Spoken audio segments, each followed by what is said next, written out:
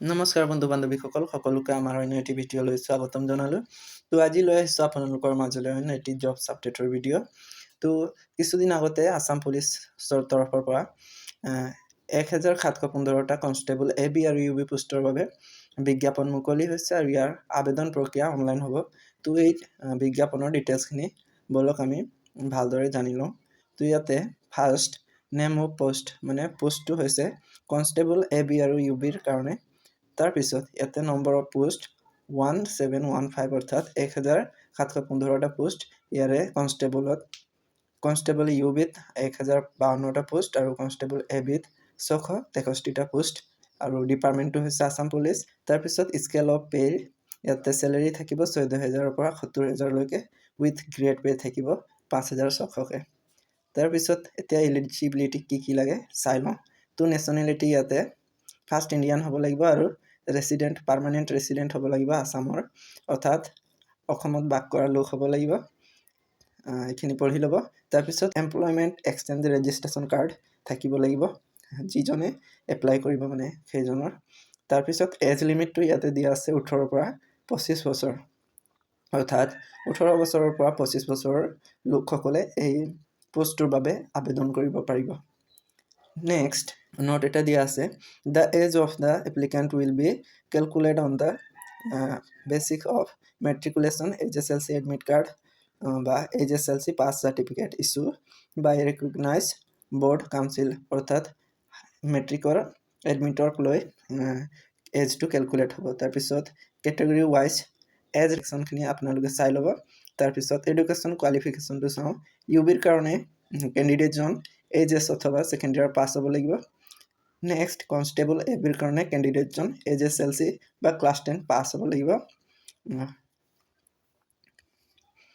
Next আহিল physical standard for Assam police recruitment. ইয়াতে physical ষ্টেণ্ডাৰ্ডখিনি লিখা আছে, ভালদৰে হাইট কিমান লাগিব। তাৰপিছত কেটেগৰী ৱাইজ গোটেইখিনি চাই ল'ব, আপোনালোকে ভিডিঅ'টো প'জ কৰি ল'ব। তাৰপিছত চেষ্ট কিমান লাগিব, এইটো অনলি মেল কেণ্ডিডেটৰ কাৰণে, এইখিনি আপোনালোকে ভালদৰে চাই ল'ব ভিডিঅ'টো প'জ কৰি। নেক্সট আহিল মেডিকেল ষ্টেণ্ডাৰ্ড। ইয়াতে মেডিকেল ষ্টেণ্ডাৰ্ড কি লাগিব, জেনেৰেল হেল্থ, তাৰপিছত আই চাইড, সেই গোটেইখিনি আপোনালোকে ইয়াতে ভালদৰে পঢ়ি ল'ব, ভিডিঅ'টো প'জ কৰি ল'ব। তাৰপিছত আহিল ডকুমেণ্টছখিনি। এতিয়া আমাক কি ডকুমেণ্টছ লাগিব সেইখিনি আমি চাই লওঁ। ফাৰ্ষ্ট লাগিব পাছপৰ্ট চাইজ ফটোগ্ৰাফ, যিটো JPG বা PNG ফৰ্মেটত হ'ব লাগিব আৰু 450 KBৰ ভিতৰত হ'ব লাগিব। নেক্সট আহিল চিগনেচাৰটো ছেম JPG বা PNG ফৰ্মেটত হ'ব লাগিব আৰু 100 KBৰ ভিতৰত হ'ব লাগিব। তাৰপিছত আহিল এজ প্ৰুফটো PDF হ'ব লাগিব আৰু 200 KBৰ ভিতৰত থাকিব লাগিব। নেক্সট আহিল কাষ্ট চাৰ্টিফিকেটটো ছেম PDF ফৰ্মেটত হ'ব লাগিব, তাৰপিছত 200 KBৰ ভিতৰত থাকিব লাগিব। তাৰপিছত আহিল এমপ্লয়মেণ্ট এক্সচেঞ্জ ৰেজিষ্ট্ৰেশ্যন কাৰ্ড, সেইটো ছেম PDF ফৰ্মেটত থাকিব লাগিব আৰু 200 KBৰ ভিতৰত হ'ব লাগিব। তাৰপিছত মাৰ্কশ্বিট অফ HSLC বা আদাৰ এক্সামিনেশ্যন, সেইটো PDF আৰু 200 KBৰ ভিতৰত থাকিব লাগিব।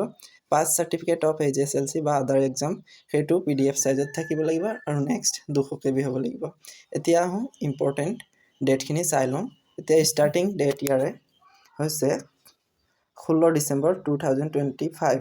তাৰপিছত last date of online application submission 16 January 2025 হৈ আছে ইয়াতে, একচুৱেলি এইটো 2026 হ'ব। তো এইখিনি সময়ৰ ভিতৰত আপোনালোকে আবেদন কৰি ল'ব পাৰিব আৰু ইয়াৰ আবেদন প্ৰক্ৰিয়াৰ সম্পূৰ্ণ ভিডিঅ'টো আমি অতি শীঘ্ৰে আপোনালোকৰ মাজলৈ লৈ আহিম। তো তাৰ কাৰণে আপোনালোকে যদি ফেচবুকত চাই আছে আমাৰ পেজটো ফ'ল' কৰিব আৰু যদি ইউটিউবত চাই আছে তেন্তে আমাৰ চেনেলটোক ছাবস্ক্ৰাইব কৰি থৈ দিব। থেংকছ ফৰ ৱাচিং।